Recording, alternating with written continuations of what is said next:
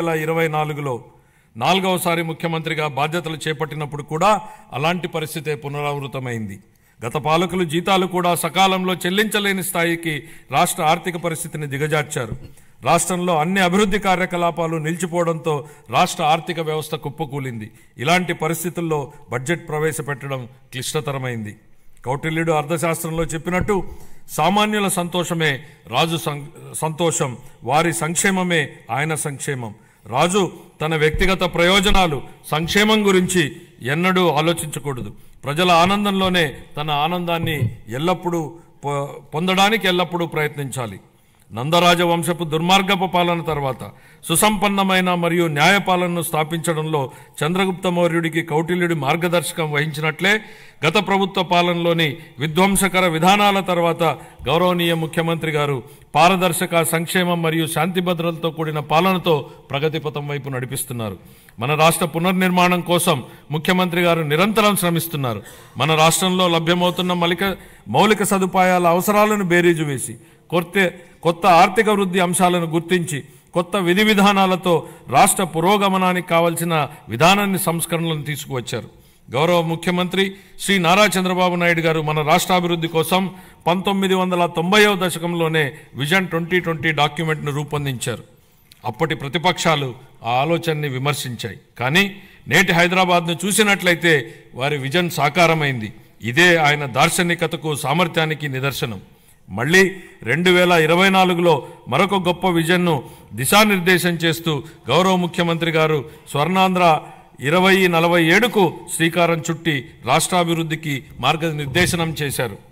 15% పైగా రాష్ట్ర స్థూల దేశీయ ఉత్పత్తి వృద్ధి రేటును స్థిరంగా సాధించడం, తలసరి ఆదాయాన్ని పెంచడం, పేదరికాన్ని రూపుమాపడం ద్వారా అభివృద్ధి ఫలాలను అత్యంత అణగారిన వర్గాలకు అందించడమే దీని లక్ష్యం. మా ప్రభుత్వం స్వర్ణాంధ్ర 2047 దిశగా పనులను మొదలుపెట్టింది. ఇందులో భాగంగా పాత విధానాల్లోని లోపాలను సరిచేస్తూ నూతన ఇసుక విధానం, ఎక్సైజ్ విధానం, ఆంధ్రప్రదేశ్ పారిశ్రామిక అభివృద్ధి విధానం లాంటి ఎన్నో విధానాలను తీసుకొచ్చింది. అప్పులు చేయడమే తప్ప అప్పులు తీర్చడాన్ని మరిచిన గత ప్రభుత్వం తప్పుడు విధానాలను సరిచేస్తున్నాం. ప్రభుత్వం కాంట్రాక్టర్లను బ్లాక్ లిస్టులో పెట్టడం చూసాం.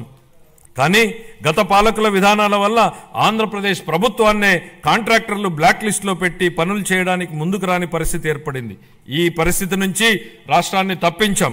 24 నుండి రాష్ట్ర ఆర్థిక వ్యవహారాలను సమర్థవంతంగా నిర్వహించడం ద్వారా రాష్ట్ర ప్రభుత్వాన్ని గాడిలో పెడుతున్న విధి విధానాలను ముచ్చుకు కొన్ని తెలియజేస్తున్నాను. జూన్ 12, 2020 నాటికి ఉన్న 23,556 కోట్ల రూపాయలను, వేల కోట్ల రూపాయల బకాయిలను చెల్లించాం. అధ్యక్ష, గత ప్రభుత్వం 93 కేంద్ర ప్రాయోజిత పథకాలను నిలిపివేసింది. 9,371 కోట్ల రూపాయల బకాయిలను చెల్లించడం ద్వారా 74 పథకాలను మా ప్రభుత్వం పునఃప్రారంభించింది. దీనివల్ల కేంద్రం ప్రభుత్వం నుంచి మన రాష్ట్రానికి మరిన్ని నిధులు అందాయి. నీటిపారుదల, రహదారులు మరియు ఇతర పనులకు సంబంధించి 12,735 కోట్ల రూపాయల బకాయిలను చెల్లించడం వల్ల రాష్ట్ర ఆర్థికాభివృద్ధి పునరుత్తేజితమైంది.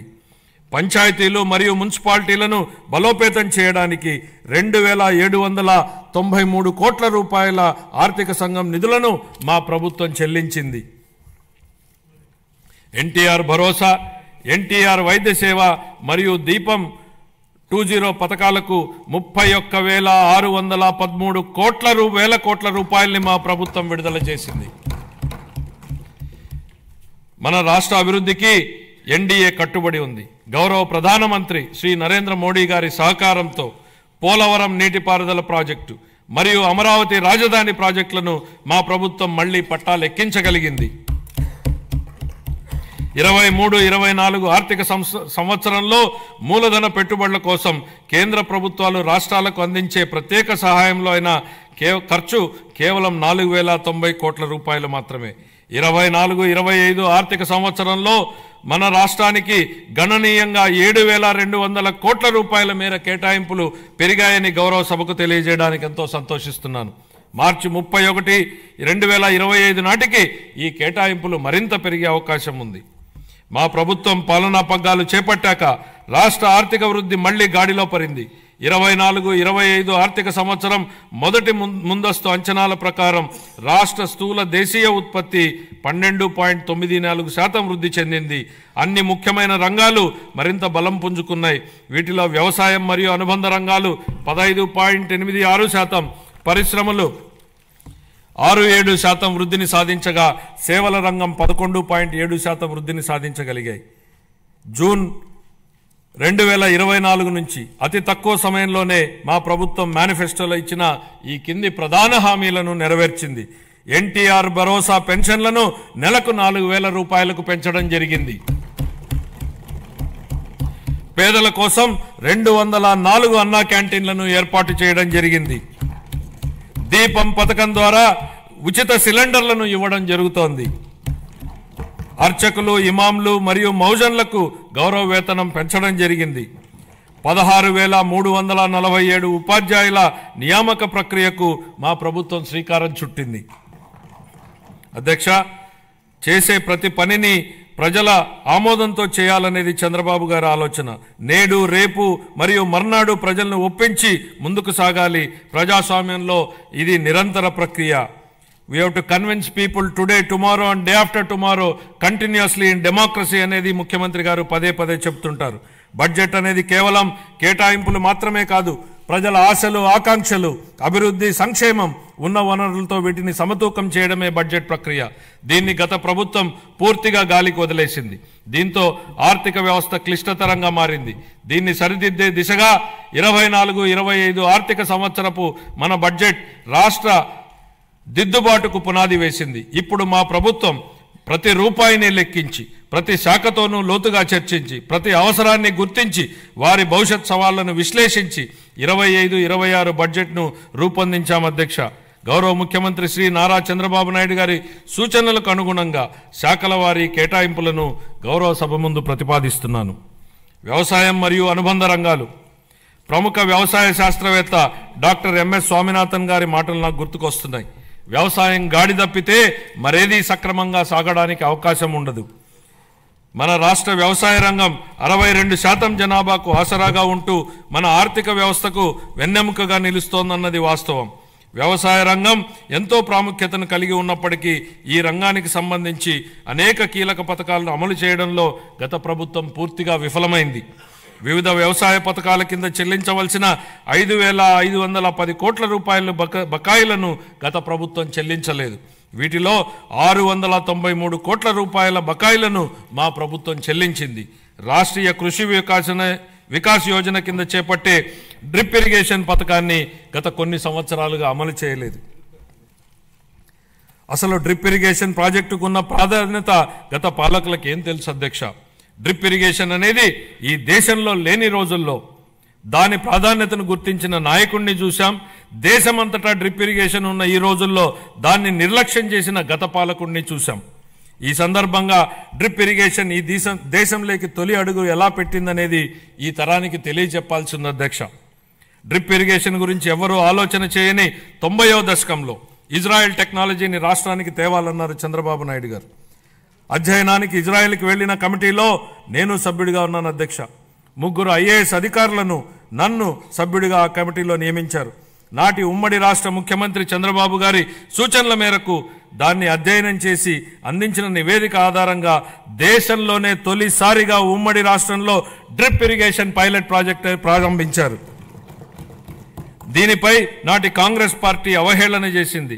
ఆ తర్వాత డ్రిప్ ఇరిగేషన్ పై జాతీయ స్థాయిలో వేసిన టాస్క్ ఫోర్స్ కు ఆయనే నేతృత్వం వహించారు. ఇవాళ డ్రిప్ లేని రాష్ట్రం లేదు, డ్రిప్ లేని పొలం లేదు. What Chandrababu Naidu thinks today the nation thinks tomorrow అనడానికి ఇంతకన్నా ఏం నిదర్శనం కావాలని అడుగుతున్నా అధ్యక్ష. ఇలాంటి డ్రిప్ ఇరిగేషన్ను గత ప్రభుత్వం పూర్తిగా నిర్లక్ష్యం చేసింది. కేంద్ర ప్రభుత్వం డ్రిప్ ఇరిగేషన్ పథకం కోసం విడుదల చేసిన 616 కోట్ల రూపాయలను దారి మళ్లించింది.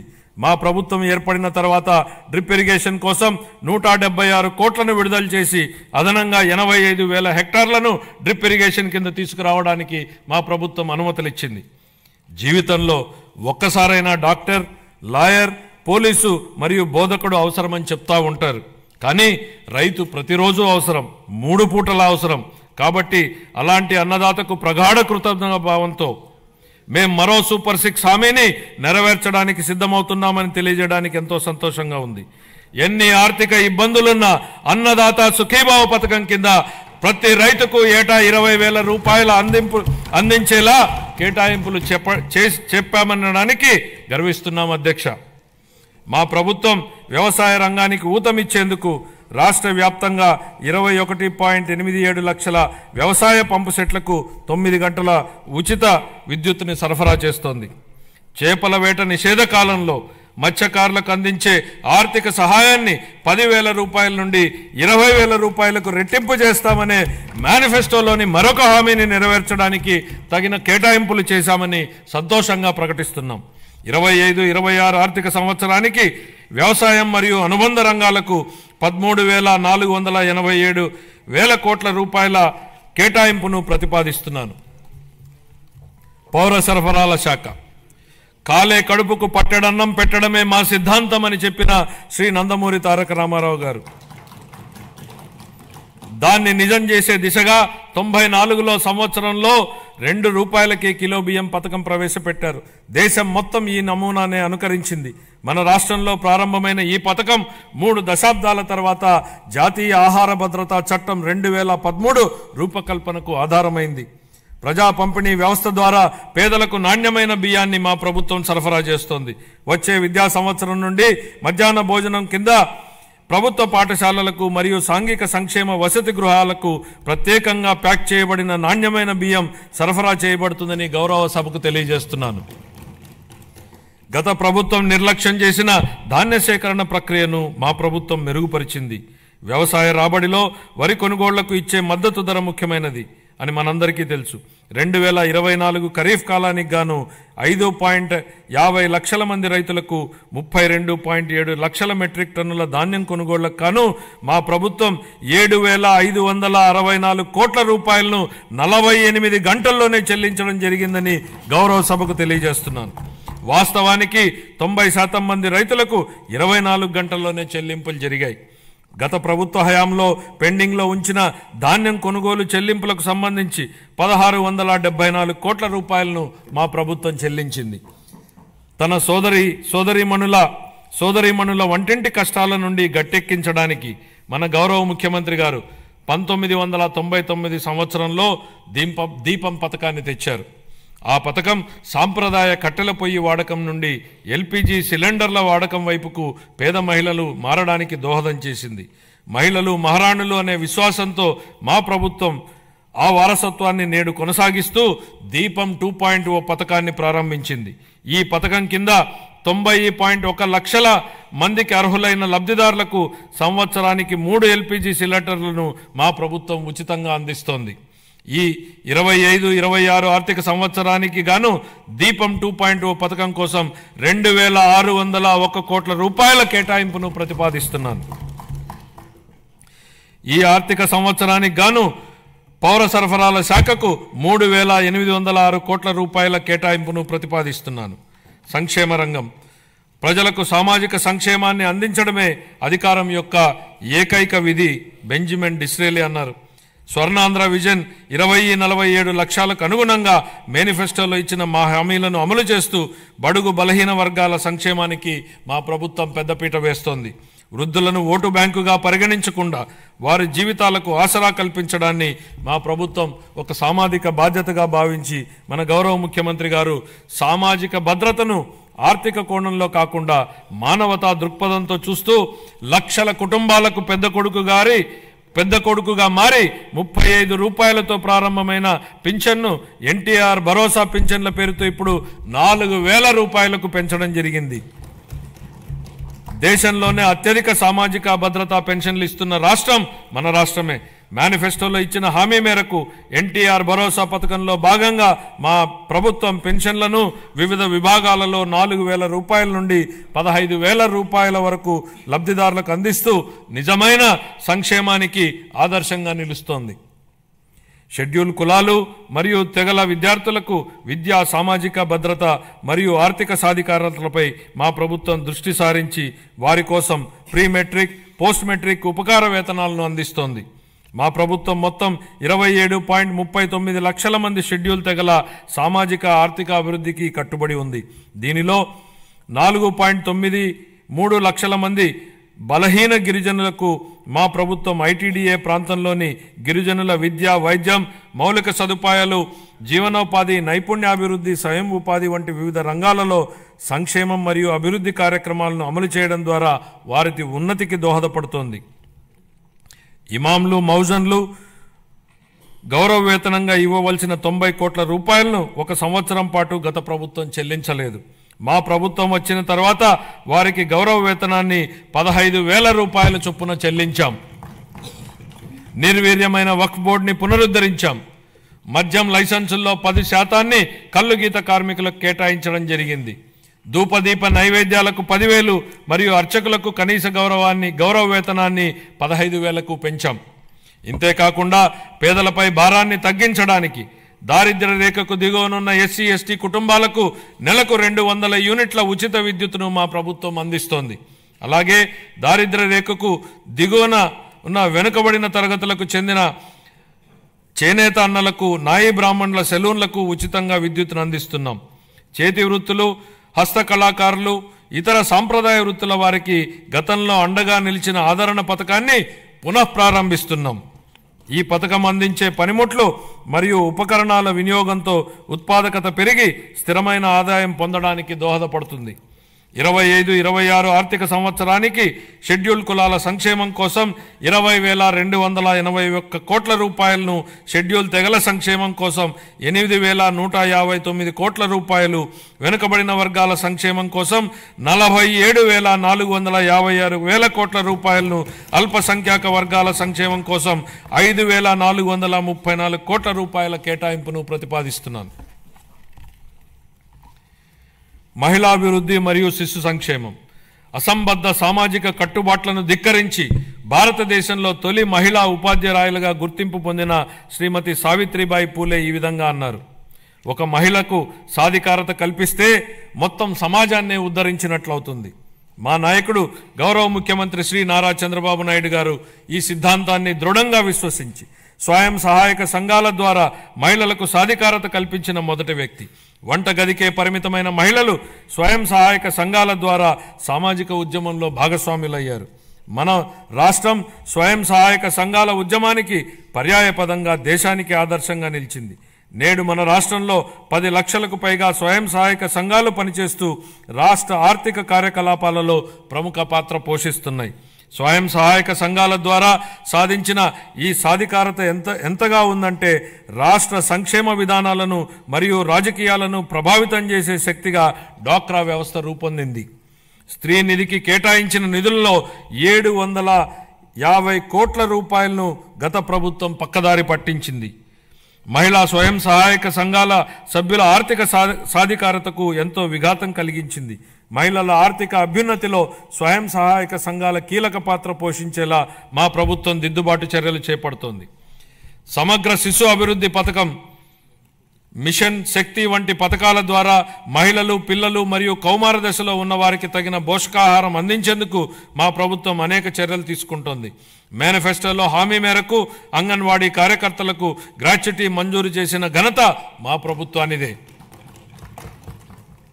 వృద్ధుల సంరక్షణ కోసం కొత్తగా 12 వృద్ధాశ్రమాలు మంజూరు చేయడం జరిగింది.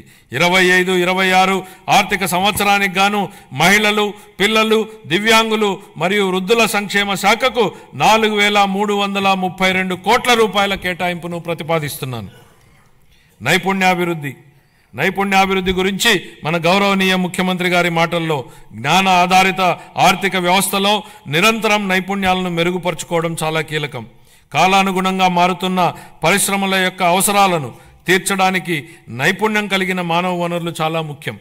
మా ప్రభుత్వం శ్రామిక జనాభా నైపుణ్యాలను అంచనా వేసి అభివృద్ధి చెందుతున్న పరిశ్రమల అవసరాలకు అనుగుణంగా వారిని తయారు చేసే దిశగా నైపుణ్య గణన జరుపుతోంది. స్థానిక పరిశ్రమల డిమాండ్ను తీర్చడానికి నిరుద్యోగ యువతకు మరియు కళాశాల డ్రాపౌట్లకు శిక్షణ ఇచ్చేందుకు 83 పారిశ్రామిక శిక్షణ సంస్థలలో నైపుణ్య కేంద్రాలను ఏర్పాటు చేయడం జరిగింది. ప్రధానమంత్రి జన్ వికాస్ కార్యక్రమం కింద అల్పసంఖ్యాక వర్గాల వారి కోసం ప్రత్యేకంగా 4 కొత్త పారిశ్రామిక శిక్షణ సంస్థలను ఏర్పాటు చేయడానికి ఇప్పటికే ప్రతిపాదనలు చేయడం జరిగింది. 25-26 ఆర్థిక సంవత్సరానికి నైపుణ్యాభివృద్ధి మరియు శిక్షణా శాఖకు 1,228 కోట్ల రూపాయల కేటాయింపును ప్రతిపాదిస్తున్నాను. పాఠశాల విద్య. గత ప్రభుత్వ దుర్మార్గపు పాలన కాలంలో రాష్ట్ర విద్యా వ్యవస్థపై దృష్టి సారించకపోవడం, నిర్లక్ష్యం మరియు తప్పుడు విధానాల వలన మన రాష్ట్రంలోని 2.43 లక్షల మంది విద్యార్థులు బడి మానివేయడంతో వారి భవిష్యత్ ప్రమాదంలోకి నెట్టివేయబడింది. ఇలాంటి పరిస్థితుల్లో విద్యా వ్యవస్థను చక్కదిద్దే అత్యంత కఠినమైన బాధ్యతను మంత్రి నారా లోకేష్ గారు తన భుజస్కంధాల మీద వేసుకున్నారు.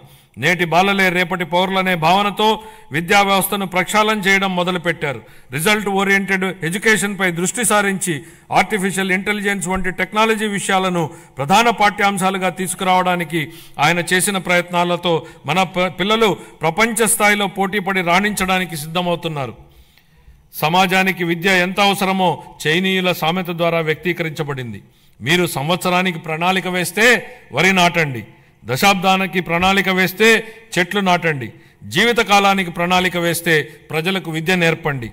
పిల్లలకు విద్య అందించడం తల్లిదండ్రులకు భారం కాకూడదని మా ప్రభుత్వం బలంగా విశ్వసిస్తోంది. ఏ కారణం చేతను ఏ బిడ్డ విద్యకు దూరం కాకూడదని విశ్వసిస్తున్నాం. ప్రతి తల్లి తన పిల్లలను పాఠశాలకు పంపేలా ప్రోత్సహించే లక్ష్యంతో మరో సూపర్ 6 హామీని అమలు పరిచే దిశగా తల్లికి వందనం పథకాన్ని ప్రారంభిస్తున్నాం.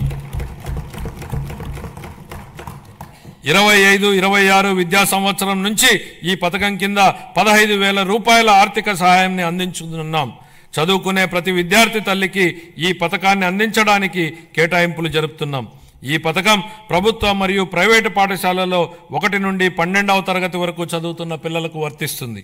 అదేవిధంగా సర్వేపల్లి రాధాకృష్ణ విద్యామిత్ర పథకం ద్వారా 35.69 లక్షల మంది విద్యార్థులకు ఉచితంగా పుస్తకాలు, యూనిఫామ్లు, డొక్కా సీతమ్మ మధ్యాహ్న బడి భోజనం పథకం ద్వారా విద్యార్థులకు పౌష్టికాహారాన్ని అందిస్తున్నాం. ఉపాధ్యాయులకు స్నేహపూర్వక వాతావరణంలో కూడిన విద్యా వ్యవస్థ కోసం గౌరవనీయ మానవ వనరుల అభివృద్ధి శాఖ మంత్రి నారా లోకేష్ గారి చొరవతో మా ప్రభుత్వం అన్ని ప్రభుత్వ పాఠశాలలకు ఉచిత విద్యుత్తును అందించాలని నిర్ణయించిందని గౌరవ సభకు ఎంతో సంతోషంగా ప్రకటిస్తున్నాను. ఇది స్థానిక సంస్థలపై ఆర్థిక భారాన్ని తగ్గించడమే కాక ఉపాధ్యాయులు మరియు విద్యార్థులకు ఒత్తిడి లేని వాతావరణాన్ని కల్పిస్తుంది. 25-26 ఆర్థిక సంవత్సరానికి పాఠశాల విద్యాశాఖకు 31,805 కోట్ల రూపాయలను కేటాయింపును ప్రతిపాదిస్తున్నాను. ఉన్నత విద్య. భవిష్యత్ సవాళ్లను విద్యార్థులకు సిద్ధం చేయడానికి మరియు అందరికీ సమాన అవకాశాలు కల్పించడం కోసం బలమైన సమ్మిళిత ఉన్నత విద్యా వ్యవస్థ నిర్మించడానికి ప్రభుత్వం అంకిత భావంతో ఉంది. ఈ కార్యక్రమం కింద మల్టీ డిసిప్లినరీ విద్య మరియు పరిశోధన విశ్వవిద్యాలయాల స్థాపన, పాలిటెక్నిక్ విద్యలో క్రెడిట్ ఆధారిత వ్యవస్థను ప్రవేశపెట్టడం, అధునాతన తరగతి గదులు, ప్రయోగశాలలు, డిజిటల్ లైబ్రరీలతో విద్యాలయాలను ఆధునీకరించడం వంటి కీలక నిర్ణయాల ద్వారా మన విద్యార్థులను అంతర్జాతీయ ప్రమాణాలకు అనుగుణంగా తయారు చేస్తున్నాం. ప్రపంచవ్యాప్తంగా ఉన్న ప్రముఖ 100 విశ్వవిద్యాలయాల్లో మన రాష్ట్ర విశ్వవిద్యాలయాలను నిలపడమే మేము లక్ష్యంగా పెట్టుకున్నాం. 25-26 ఆర్థిక సంవత్సరానికి గాను ఉన్నత విద్యాశాఖకు 2,506 కోట్ల రూపాయలను కేటాయింపును ప్రతిపాదిస్తున్నాను. ఆరోగ్య రంగం. గత ప్రభుత్వ పాలనలో ఆరోగ్య రంగం పూర్తిగా నిర్లక్ష్యానికి గురైన విషయాన్ని మనం చూసాం అధ్యక్ష. సకాలంలో చెల్లింపులను చేయకపోవడంతో మందుల కొరత, సౌకర్యాల కొరత, సేవల కొరతకు కారణమైంది అధ్యక్ష. వైద్య రంగంలో దాదాపు 6,400 కోట్ల రూపాయల బకాయిలను వారసత్వంగా ఇచ్చారు అధ్యక్ష. దీనిలో 1,624 కోట్ల రూపాయలను చెల్లించి తిరిగి గాడిలో పెట్టేటువంటి ప్రయత్నాలు ప్రారంభించాం. నిర్లక్ష్యానికి గురైన వైద్యారోగ్య రంగాన్ని గాడిలో పెట్టడమే కాకుండా ఈ శాఖకు సంబంధించి ప్రజారోగ్యానికి సంబంధించి మేనిఫెస్టోలో ఇచ్చిన హామీలను అమలు చేస్తున్నాం. దీనిలో భాగంగా ఇప్పటికే ఉన్న ఎన్టీఆర్ వైద్య సేవ పథకానికి తోడుగా ప్రతి కుటుంబానికి నాణ్యమైన వైద్య సేవలు అందించేందుకు పేద మధ్యతరగతి ప్రజలకు ఆసుపత్రులకు వెళ్లిన వెంటనే ఎటువంటి ఇబ్బంది లేకుండా కార్పొరేట్ వైద్యం అందేలా పథకాన్ని రూపొందించాం. దీనిలో భాగంగా ప్రతి కుటుంబానికి 25 లక్షల రూపాయల ఆరోగ్య బీమా పథకాన్ని అందుబాటులోకి తీసుకొచ్చేందుకు మా ప్రభుత్వం ప్రణాళికలు చేపట్టింది. ఈ ఏడాదిలోనే ఈ పథకాన్ని అమల్లోకి తేనున్నాం. దీంతో పాటు ఆసుపత్రుల్లో మందుల సరఫరా, మెరుగైన వైద్య సేవలు, పారిశుద్ధ్యం వంటివి ఇప్పటికే చేపడుతున్నాం అధ్యక్ష. 25-26 ఆర్థిక సంవత్సరానికి వైద్య ఆరోగ్య మరియు కుటుంబ సంక్షేమ శాఖకు 19,264 కోట్ల రూపాయల కేటాయింపును ప్రతిపాదిస్తున్నాను అధ్యక్ష. పంచాయతీరాజ్ మరియు గ్రామీణాభివృద్ధి. గ్రామాలు శక్తి సంపన్నమై స్వయం సమృద్ధి మరియు సాధికారతలతో తులతూగకపోతే దేశాభివృద్ధి అసంపూర్తిగానే ఉండిపోతుంది. దీన్ దయాళ్ ఉపాధ్యాయ అన్న మాటలు అధ్యక్ష. గ్రామీణ ప్రాంతాల అవసరాలను తీర్చాల్సిన గురుతర బాధ్యతను గత ప్రభుత్వం విస్మరించింది. రహదారులు, తాగునీటి వంటి కనీస అవసరాలను పొందడం ప్రజల హక్కు అయినప్పటికీ గత ప్రభుత్వం వీటిపై దృష్టి పెట్టలేదు. స్థానిక సంస్థల నిధులను పక్కదారి పట్టించడం వల్ల మన రాష్ట్ర గ్రామీణ ఆర్థిక వ్యవస్థలపై ఇది ప్రభావం చూపి గ్రామ పంచాయతీల హోదాను దిగజార్చింది. గౌరవనీయ ఉప ముఖ్యమంత్రి శ్రీ పవన్ కళ్యాణ్ గారి మార్గదర్శకంలో ప్రజల జీవన ప్రమాణాలు మెరుగుపరచాలనే లక్ష్యంతో మా ప్రభుత్వం గ్రామీణాభివృద్ధిలో ముందడుగు వేస్తోంది. ప్రజల చురుకైన భాగస్వామ్యంతో మా ప్రభుత్వం సమగ్ర గ్రామ పంచాయతీ అభివృద్ధి ప్రణాళికలను రూపొందించి గ్రామాలలో సిమెంట్ రోడ్లు, తార్ రోడ్లు, పశువుల పాకలు తదితర 30,000 పనులకు మంజూరు చేయడం జరిగింది. 4,300 కిలోమీటర్ల మేరకు మంజూరైన సీసీ రోడ్లలో ఇప్పటికే 3,000 కిలోమీటర్ల రోడ్లు పూర్తయ్యాయి. మరో 1,300 కిలోమీటర్ల మేర రోడ్లు తుది నిర్మాణ దశలో ఉన్నాయి. వీటి ఫలితంగా గ్రామీణ ప్రాంతాలలో పరిశుభ్రమైన వాతావరణం ఏర్పడి ఆర్థిక కార్యకలాపాలు, ఉపాధి కల్పన జరిగింది. గత ప్రభుత్వం 5 ఏళ్లుగా స్మార్ట్ ఎల్ఈడి వీధి దీపాల పథకాన్ని పూర్తిగా నిర్లక్ష్యం చేసింది. 150 కోట్ల రూపాయల మేరకు బకాయిలను చెల్లించడం ద్వారా మా ప్రభుత్వాన్ని ఈ కార్యక్రమాన్ని పునరుద్ధరించింది. కేంద్ర ప్రభుత్వం జల్ జీవన్ మిషన్ను ఆగస్టు 15, 2019లో ప్రారంభించినప్పటి నుండి 2024-25 వరకు 13,499 కోట్ల రూపాయలను కేంద్ర ప్రభుత్వం కేటాయించినప్పటికీ గత ప్రభుత్వం మన రాష్ట్రాన్ని సకాలంలో విడుదల చేయకపోవడం వలన కేవలం 2,255 కోట్ల రూపాయలను మాత్రమే వినియోగించుకోగలిగింది. ఛత్తీస్గఢ్, జార్ఖండ్, గుజరాత్, ఒడిశా వంటి రాష్ట్రాలు 23-24 సంవత్సరానికి కేంద్రం నుంచి మనకంటే తక్కువ కేటాయింపులు పొందినప్పటికీ మన రాష్ట్రం కంటే ఎక్కువ నిధులను వినియోగించుకున్నాయి. మా ప్రభుత్వం ఈ పథకాన్ని పునరుద్ధరించడానికి చొరవ తీసుకుంది. మా ప్రభుత్వ అభ్యర్థన మేరకు ఈ పథకం గడువును 2028 వరకు పొడిగించిన కేంద్ర ప్రభుత్వానికి ఈ గౌరవ సభ ద్వారా ధన్యవాదాలు తెలియజేస్తున్నాను. దీనిలో భాగంగా సుస్థిర ఉపరితల నీటి రిజర్వాయర్ల నుండి 95.44 లక్షల గ్రామీణ గృహాలకు నీరు అందించాలని మా ప్రభుత్వం లక్ష్యంగా పెట్టుకుంది. మహాత్మా గాంధీ జాతీయ గ్రామీణ ఉపాధి హామీ పథకం కింద 45.3 లక్షల కుటుంబాలకు చెందిన 72 లక్షల మందికి ఉపాధి కల్పించడం జరిగింది. మా ప్రభుత్వం రైతులకు మేలు చేకూరేలా పొలాలకు అనుసంధాన రహదారులు వేస్తోంది. అన్ని గ్రామాలలో స్వచ్ఛ భారత్ మిషన్ కింద ఘన మరియు ద్రవ వ్యర్థాల నిర్వహణ కార్యకలాపాలను చేపట్టడం వలన అవి పరిశుభ్రమైన మరియు ఆదర్శ గ్రామాలుగా మార్పు చెందనున్నాయి. గ్రామీణ ప్రాంతాల్లో మౌలిక వసతులు, రోడ్ల నిర్మాణం విషయంలో గత ప్రభుత్వాల నిర్లక్ష్యాల వలన భయంకరమైన భరింపశక్యంగాని వారసత్వం మా ప్రభుత్వానికి వచ్చింది అధ్యక్ష. పల్లెల్లో ఎక్కడ చూసినా గుంతలమైన రోడ్లే కనిపించాయి. వంతెనలు లేక కనెక్టివిటీ లేని గ్రామాలకు అనుసంధానం ఏర్పడుతున్న ఈ రోజుల్లో రోడ్లు సరిగా లేక గ్రామాలకు అనుసంధానం లేని పరిస్థితి గత ప్రభుత్వంలో ఏర్పడింది.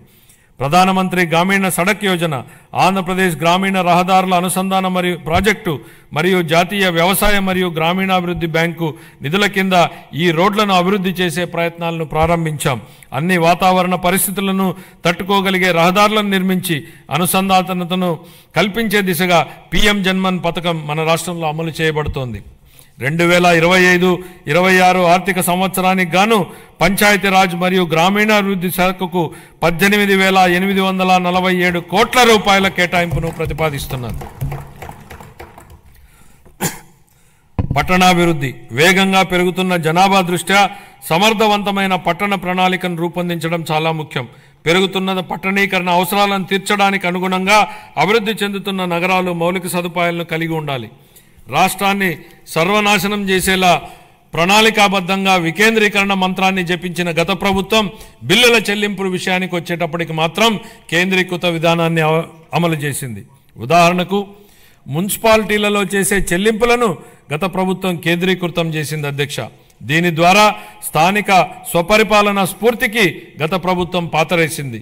మారుమూల మున్సిపాలిటీలో ఓ చిన్న మురుగునీటి కాలువ నిర్మాణానికి సంబంధించిన బిల్లులు సైతం రాష్ట్ర సచివాలయంలోని ఆర్థిక శాఖ కార్యదర్శి చెల్లింపులు జరిపే విధానాన్ని అమలు చేసింది.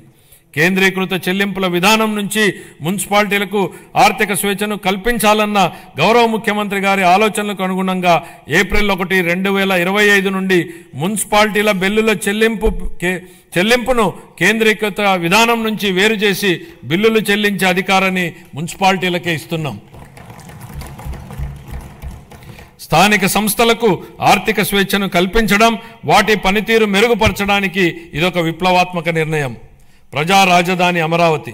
అసంబద్ధ రాష్ట్ర విభజన కారణంగా రాజధానిని కోల్పోయిన మన రాష్ట్రానికి అమరావతిని ప్రజా రాజధానిగా ఏర్పాటు చేసుకున్నాం. దీనికి ఆనాడు ఆమోదం తెలిపి అధికారంలోనికి రాగానే మాట మార్చారు. మాట మార్చడమే కాకుండా అమరావతి విధ్వంసానికి నడం బిగించారు. నాటి ప్రభుత్వ అరాచక విధానాలపై అమరావతి రైతులు పోరుబాటును ఎంచుకోవడం, తమని తాను కాపాడుకుంటూ ఈ రాష్ట్ర రాజధానిని కూడా కాపాడుకునేలా అమరావతి రైతులు చేసిన పోరాటాన్ని ఈ సందర్భంగా గుర్తు చేస్తున్నా అధ్యక్ష. తిరిగి రాష్ట్ర ప్రజల ఆకాంక్షలకు అనుగుణంగా రాజధాని పనులను పెద్ద ఎత్తున చేపట్టేందుకు సిద్ధంగా ఉన్నామని చెప్పడానికి సంతోషిస్తున్నాను అధ్యక్ష. రాజధాని అనేది ఓ ప్రాంతం కోసం కాదు, రాష్ట్ర అభివృద్ధి కోసం దోహదం చేసే గ్రోత్ ఇంజన్గా అమరావతిని తీర్చిదిద్దాలనేదే మా ప్రభుత్వ లక్ష్యం. మహారాష్ట్ర అభివృద్ధికి ముంబై ఎంత కీలకమో, తెలంగాణ అభివృద్ధికి హైదరాబాద్ ఎంత ముఖ్యమో, మన రాష్ట్ర ఆర్థిక వ్యవస్థను ముందుకు తీసుకెళ్లడానికి అమరావతి నిర్మాణం కూడా అంతే అవసరం. గౌరవనీయ ప్రధానమంత్రి శ్రీ నరేంద్ర మోడీ గారి సహకారంతో ప్రపంచ స్థాయి మౌలిక సదుపాయాలు, పెట్టుబడులు మరియు ఉపాధి అవకాశాలను కల్పించడం ద్వారా అమరావతిని ముంబై మరియు హైదరాబాద్లతో సరితూగే ఆర్థిక శక్తిగా అభివృద్ధి చేయడానికి మా ప్రభుత్వం కృషి చేస్తోంది. అమరావతిని విధ్వంసం చేసేందుకు నాటి పాలకులు చెప్పిన మాటలను ఈ సందర్భంగా గుర్తు చేయాలనుకుంటున్న అధ్యక్ష. రాజధాని నిర్మాణం కోసం అంత డబ్బులు ఇవ్వలేం కాబట్టి 3 రాజధానులు ఏర్పాటు అన్నారు. ఇవాళ మేం రాజధాని పనుల నిర్మాణం కోసం బడ్జెట్ నుంచి ₹1 కూడా కేటాయించలేదు అధ్యక్ష. కానీ రాజధాని పనులు ప్రారంభం కాబోతున్నాయి. మా ముఖ్యమంత్రి గారు చెప్పిన విధంగా అమరావతి సెల్ఫ్ సస్టైనబుల్ ప్రాజెక్ట్ అని నిరూపితమైంది. తనకు తానే ఆర్థిక వనరులు సంపాదించుకునే ప్రాజెక్ట్ అమరావతి అని కళ్ల ముందు కనపడుతోంది. ప్రపంచ బ్యాంకు, ఆసియా అభివృద్ధి బ్యాంకు మరియు హడ్కో వంటి ఆర్థిక సంస్థల సహకారంతో కేంద్ర ప్రభుత్వం ద్వారా అమరావతి నిధులు సమకూర్చుకునే ఏర్పాటును మా ప్రభుత్వం ఏర్పాటు చేసింది. దీంతో బడ్జెట్ సహాయం లేకుండానే స్వీయ పెట్టుబడి వనరులు కలిగిన రాజధాని నగర ప్రాజెక్టుగా అమరావతి మారింది. మా ప్రభుత్వం మున్సిపాలిటీల పరిధిలో చెత్త సేకరణకు వేసిన చెత్త పన్నును రద్దు చేసింది. చెత్త పన్ను ప్రస్తావన వచ్చిన నేపథ్యంలో ఓ విషయాన్ని సభ దృష్టికి తీసుకురాదలిచాను అధ్యక్ష. మీరు ఆనాడు ప్రతిపక్షంలో ఓ మాట అన్నారు. చెత్త మీద వేసిన చెత్త పన్నును ప్రస్తావిస్తూ నాటి పాలకుల మీద మీరు చేసిన వ్యాఖ్యలు పెను ప్రకంపనలు సృష్టించాయి. అది అక్షరాల నిజమని ప్రజలు తమ జూన్ 24 తీర్పు ద్వారా స్పష్టం చేశారు అధ్యక్ష. గత పాలకులు రాష్ట్రానికి అప్పులనే కాదు, చెత్తను కూడా మనకు వారసత్వంగా వదిలేసి వెళ్లారు. రాష్ట్రంలో 83 లక్షల మెట్రిక్ టన్నుల చెత్తను ఎత్తకుండా వదిలి వెళ్లిపోయింది గత ప్రభుత్వం. కూటమి ప్రభుత్వం చెత్త పన్నుని రద్దు చేయడమే కాకుండా మళ్లీ స్వచ్ఛాంధ్ర దిశగా పనిచేస్తోంది అధ్యక్ష. పట్టణ పేదలకు రాయితీపై ఆహారాన్ని అందించే 204 అన్నా క్యాంటీన్లను ఇప్పటికే ప్రారంభించడం జరిగింది. 25-26 ఆర్థిక సంవత్సరానికి పురపాలక మరియు పట్టణాభివృద్ధి శాఖకు 13,862 వేల కోట్ల రూపాయలను కేటాయింపును ప్రతిపాదిస్తున్నాను అధ్యక్ష.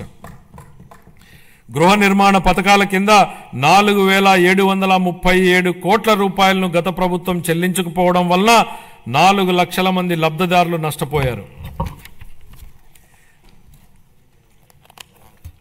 గృహ నిర్మాణానికి షెడ్యూల్డ్ కులాల వారికి అదనంగా 50,000 రూపాయలు మరియు షెడ్యూల్ తెగల వారికి అదనంగా 75,000 రూపాయలు ఆర్థిక సహాయం అందించాలని మా ప్రభుత్వం నిర్ణయించింది.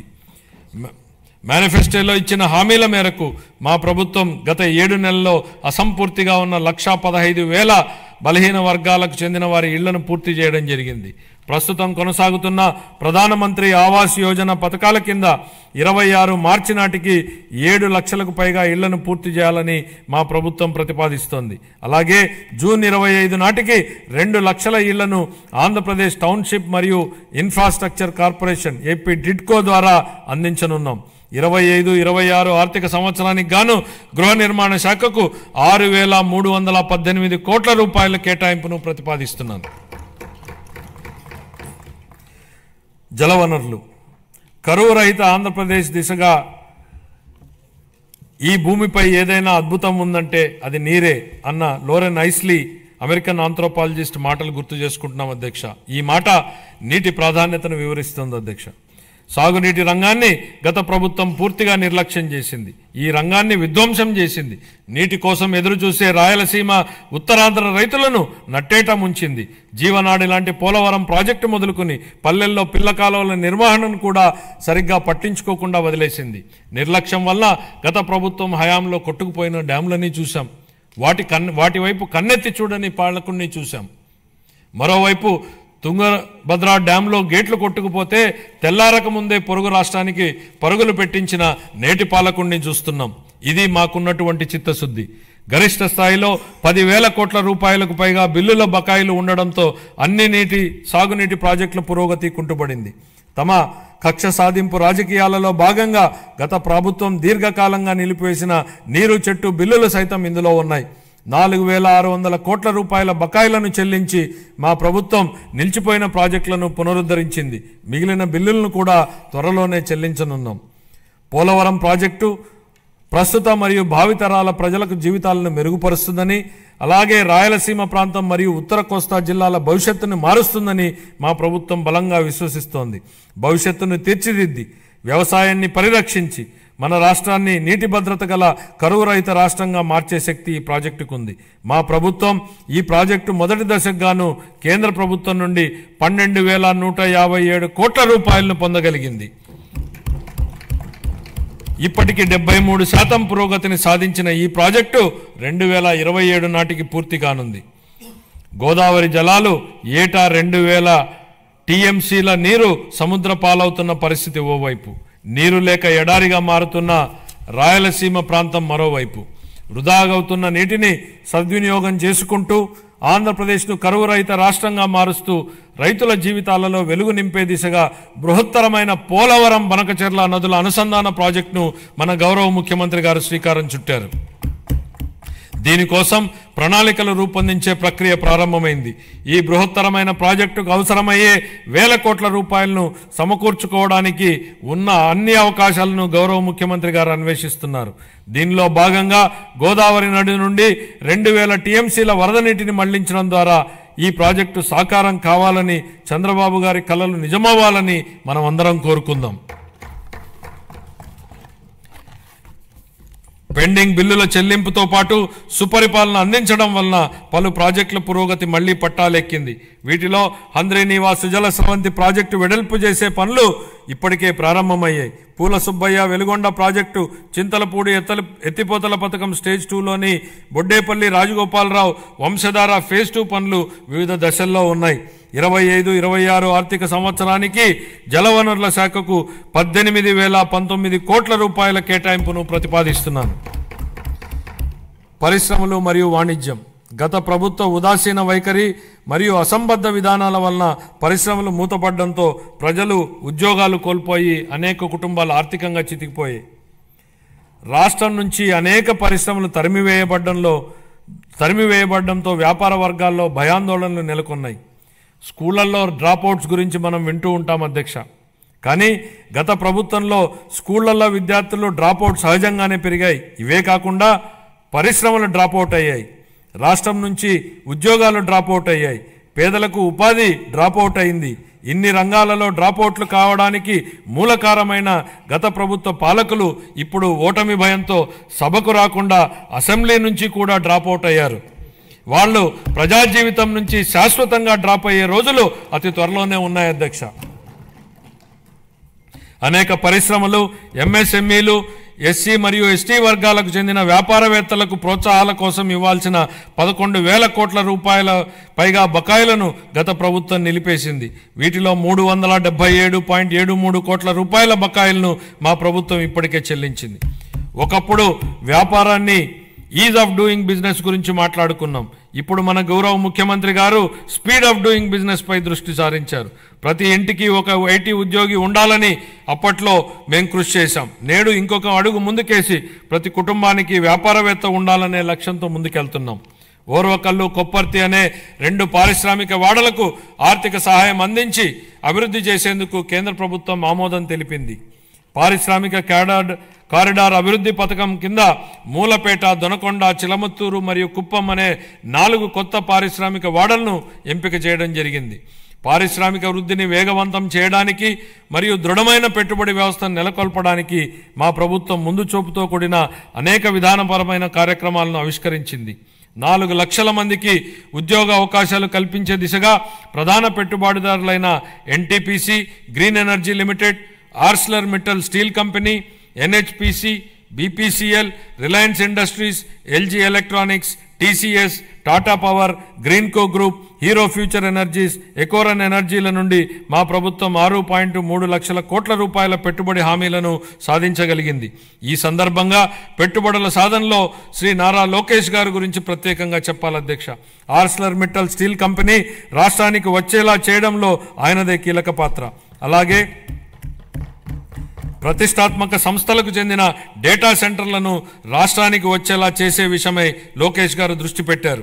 25-26 ఆర్థిక సంవత్సరానికి గాను పరిశ్రమలు మరియు వాణిజ్య శాఖకు 3,156 కోట్ల రూపాయలను కేటాయింపును ప్రతిపాదిస్తున్నాను. ఇంధన రంగం ప్రమాణ స్వీకారం చేసిన రోజునే గత ప్రభుత్వం విద్యుత్ కొనుగోలు ఒప్పందాలను రద్దు చేస్తున్నట్లు ప్రకటించడంతో విద్యుత్ రంగం సర్వనాశనమైంది. అసమర్థ పాలన, అప్పులు పెరిగి మరియు టారిఫ్ భారం కారణంగా ఈ రంగం 1.29 లక్షల కోట్ల రూపాయలకు పైగా నష్టాలను చవిచూసింది. విద్యుత్ కొనుగోలు ఒప్పందాలను గత ప్రభుత్వం నిర్లక్ష్యంగా రద్దు చేయడంతో మన రాష్ట్రం అధిక ధరకు విద్యుత్తును కొనుగోలు చేయాల్సి వచ్చింది. దీనివల్ల ట్రూ అప్ ఛార్జీల పేరుతో ప్రజలపై పెనుభారం మోపబడింది. గౌరవ ముఖ్యమంత్రి గారి దార్శనిక నాయకత్వంలో మన రాష్ట్ర ఇంధన రంగం నేడు పునరుజ్జీవం పొందుతోంది.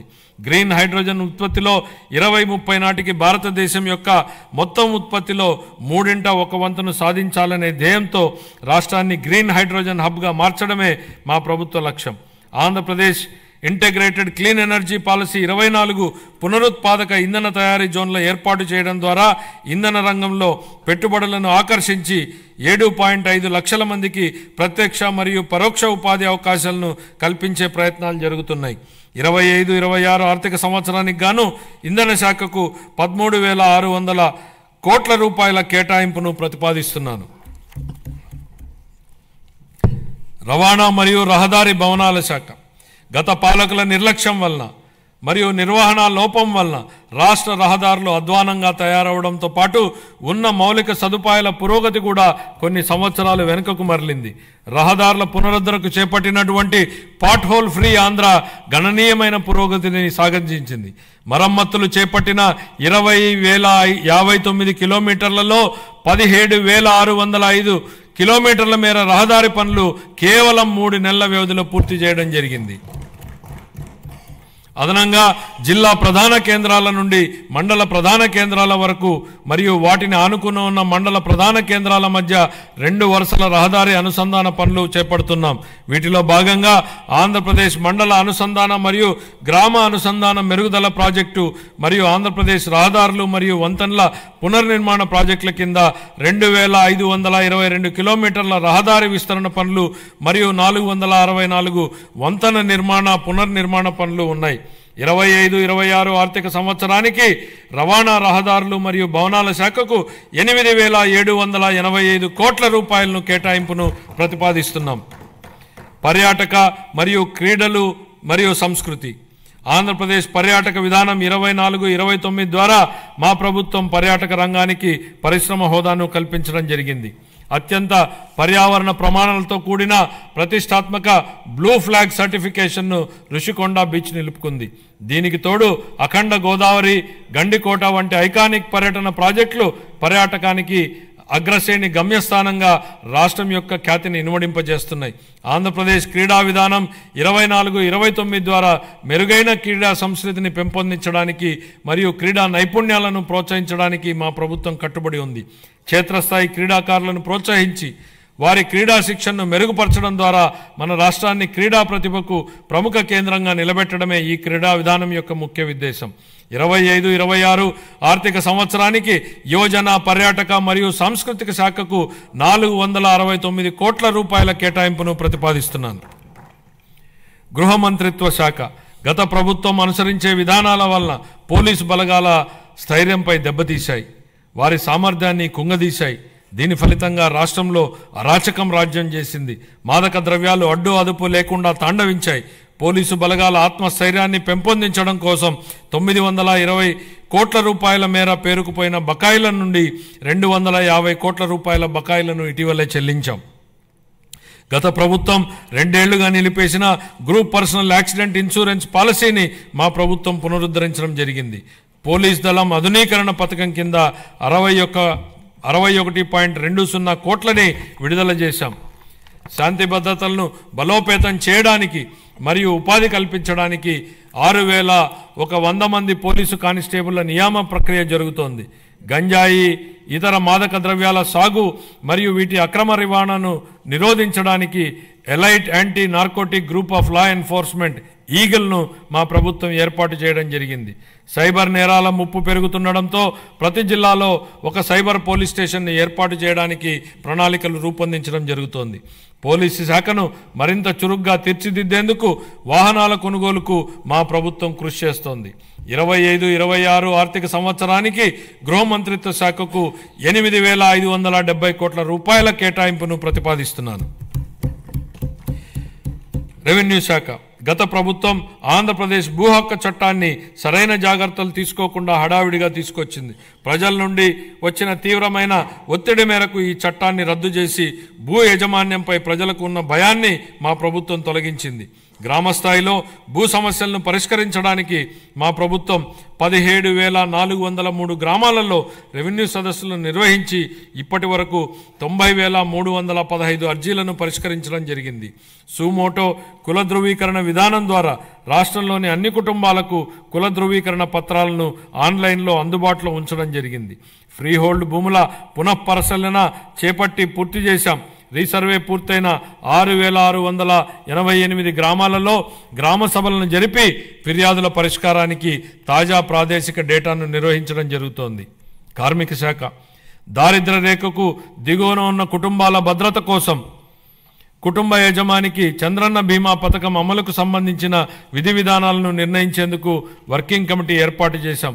గుంటూరు, శ్రీ సిటీ, కర్నూలు, పెనుగొండ, అచ్యుతాపురం, శ్రీకాకుళం మరియు నెల్లూరు జిల్లాలలో ఈఎస్ఐ ఆసుపత్రుల నిర్మాణానికి భూములను గుర్తించడం జరిగింది.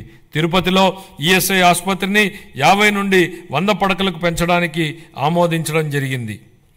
ఇతర విధానాలు గౌరవ ముఖ్యమంత్రి గారి మార్గదర్శకంలో ఈ కింద ముఖ్య విధానాలను మా ప్రభుత్వం తీసుకొస్తోంది. వైబిలిటీ గ్యాప్ ఫండింగ్ ఆర్థిక శాఖకు సంబంధించి కొన్ని కీలక అంశాలు ప్రస్తావించాలి అధ్యక్ష. బడ్జెట్ అనగానే రూపాయి రాక పోక, కేటాయింపులు, అప్పులు, ఆదాయం, ఖర్చులు, లోటు మిగులు, రెవెన్యూ వ్యయం, మూలధన వ్యయం ఇవి సామాన్యుడికి అర్థం కాని పడికట్టు పదాలు. ప్రజల కోసం పెట్టే బడ్జెట్ను ప్రజలకు అర్థమయ్యే భాషలో చెప్పాల్సిన బాధ్యత మనపై ఉంది అధ్యక్ష. గతంలో ఎన్నడూ లేని విధంగా మూలధన వ్యయం గురించి ఎక్కువ చర్చ జరుగుతోంది అధ్యక్ష. మూలధనం వ్యయం అంటే ఏమిటనేది సామాన్యుడి భాషలో చెప్పాలంటే ఒక రైతు భూమిని కొనడం మూలధన వ్యయం, ఆ భూమిని సాగు చేసుకోవడానికి అవసరమైన బావి తవ్వడం, బోర వేయడం మూలధన వ్యయం. ఇలా ఆ రైతు పెట్టిన ఆ మూలధన వ్యయం వలన అతని పొలంలో పంటలు పండుతాయి, ఆదాయం వస్తుంది. అలాగే ప్రభుత్వానికి మూలధన వ్యయం ఉంటుంది. సాగునీటి ప్రాజెక్టులు, మౌలిక సదుపాయాల వంటి వాటిపై ఖర్చు చేస్తే అవి తిరిగి ఆదాయాన్ని కల్పిస్తాయి. ఇదే నిజమైన మూలధన వ్యయం లక్ష్యం. ఒక ఉదాహరణ అధ్యక్ష, 1600 కోట్ల రూపాయలను ఖర్చు పెట్టి కట్టిన పట్టిసీమ ప్రాజెక్టు ఈ రాష్ట్ర రైతాంగానికి 5 ఏళ్లలో 44,000 కోట్ల రూపాయలను సంపాదించే అవకాశాన్ని కల్పించింది. ఇది నిజమైన మూలధన వ్యయం, ప్రజలకు ఉపయోగపడే మూలధన వ్యయం. అందుకే మా ప్రభుత్వం దీనికి ఎక్కువ ప్రాధాన్యతనిస్తోంది. 100 కోట్లతో సముద్ర తీరాన ప్యాలెస్లు కట్టుకోవడం, సర్వే రాళ్లపై బొమ్మలకే 650 కోట్ల రూపాయలు తగలేయడం ప్రజలకు ఉపయోగపడే మూలధన వ్యయం కాదు. ఇలాంటివి క్యాపిటల్ ఎక్స్పెండిచర్లా కనిపించే పర్సనల్ ఎక్స్పెండిచర్.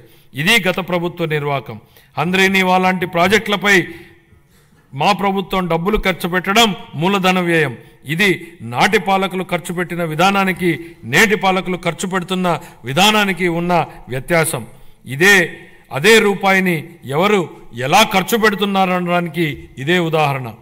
తక్కువ ఆదాయ వనరులున్న ప్రస్తుత పరిస్థితుల్లో పెద్ద క్యాపిటల్ ఎక్స్పెండిచర్ ప్రాజెక్టులు చేపట్టడానికి వచ్చే ఇబ్బందులను అధిగమించడానికి ప్రణాళికలు రూపొందించాం.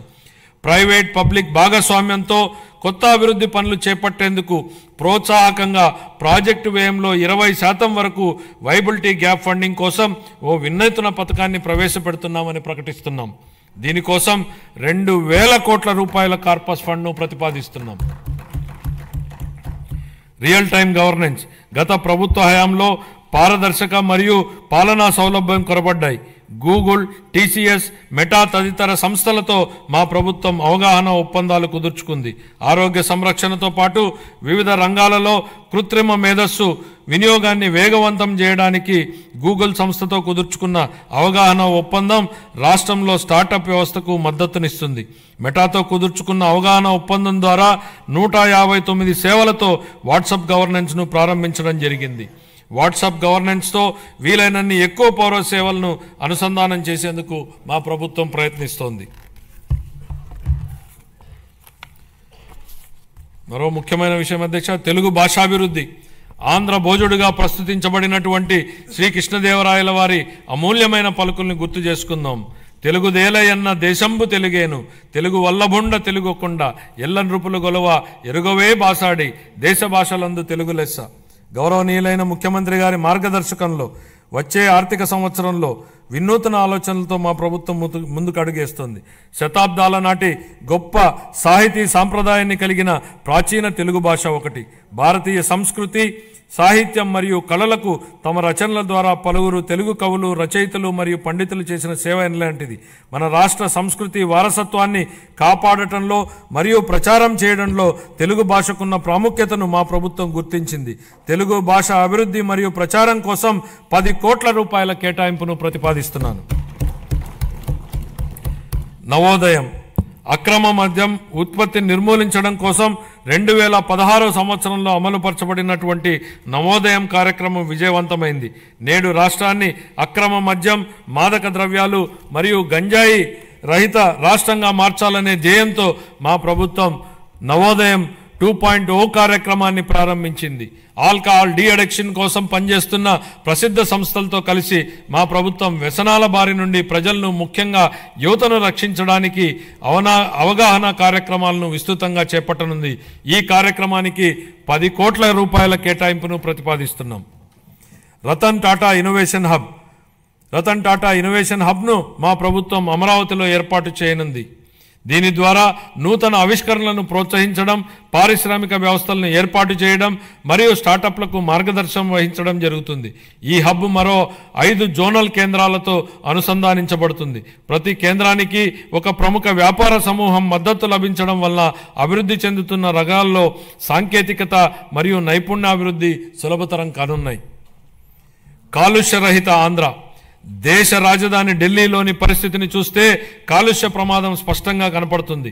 మన రాష్ట్రం కాలుష్యం బారిన పడకుండా మా ప్రభుత్వం చర్యలు తీసుకుంటోంది.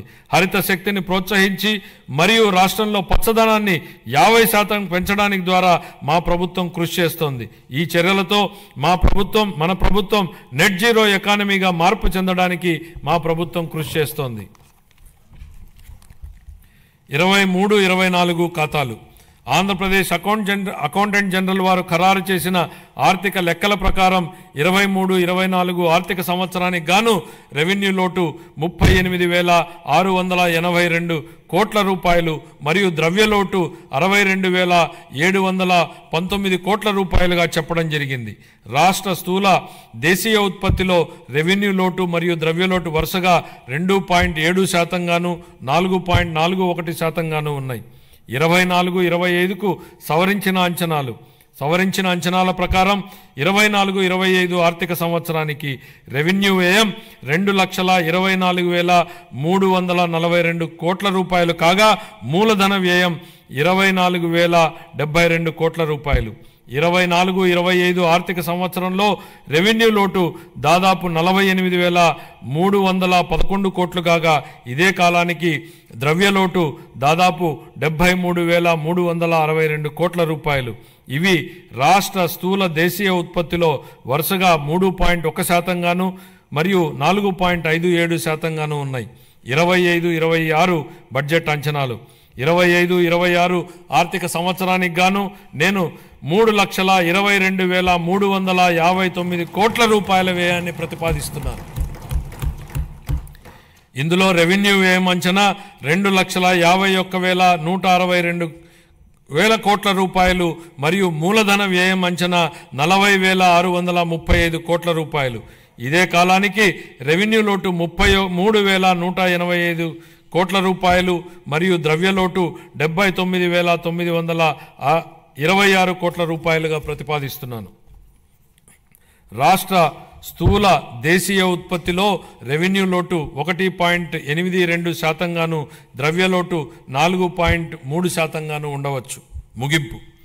గౌరవనీయ ముఖ్యమంత్రి శ్రీ నారా చంద్రబాబు నాయుడు గారి నాయకత్వంలో మన రాష్ట్రం ఆరోగ్యవంతమైన, సుసంపన్నమైన మరియు సంతోషకరమైన సమాజ నిర్మాణ దిశగా నూతన శకానికి నాంది పలుకుతోంది. హెల్తీ, వెల్తీ, హ్యాపీ స్టేట్ మా లక్ష్యం. స్వర్ణాంధ్ర 2047 ఎంతో ఆశావహం. ఇది కష్టతరమైనప్పటికీ సాధ్యమే. గత ఏడాది నుండి మన రాష్ట్రంలో జరుగుతున్న ప్రగతిశీల పరివర్తన మనమందరం ఆశావహ దృక్పథంతో, ఆత్మవిశ్వాసంతో గర్వంగా ముందుకు సాగడానికి కావలసిన ప్రోత్సాహం ఇస్తుంది. 1944లో సుభాష్ చంద్రబోస్ గారు భారత జాతీయ సైన్య సభ్యులతో ఇలా అన్నారు: నాకు రక్తాన్ని ఇవ్వండి, నేను మీకు స్వాతంత్రాన్ని ఇస్తాను. దేశ స్వాతంత్ర సాధనకు ఈ పిలుపు స్ఫూర్తినిచ్చింది. గొప్ప నాయకులు క్లిష్ట సమయాలలో తమ ప్రజలను ఉత్తేజపరిచి ప్రజల ఉజ్వల భవిష్యత్తు వైపుకు నడిపిస్తారు. ఈ సందర్భంగా మహాకవి శ్రీశ్రీ గారి మాటల్ని గుర్తు చేసుకుందాం. నేను సైతం ప్రపంచాగ్నికి సమిధనొక్కటి ఆహుతి ఇచ్చాను, నేను సైతం విశ్వవృష్టికి అశ్రు ఒక్కటి ధారపోశాను. ఈ స్ఫూర్తితో గౌరవ ముఖ్యమంత్రి శ్రీ నారా చంద్రబాబు నాయుడు గారి నాయకత్వంలో నేను, మీరు, మనమందరం మనవంతు తోడ్పాటు అందించి స్వర్ణాంధ్ర ప్రదేశ్ లక్ష్య సాధనను సాకారం చేసుకుందాం. ఈ మాటలతో ఇప్పుడు మన రాష్ట్ర బడ్జెట్ను గౌరవ సభ ఆమోదం కోసం ప్రతిపాదిస్తున్నాను. జై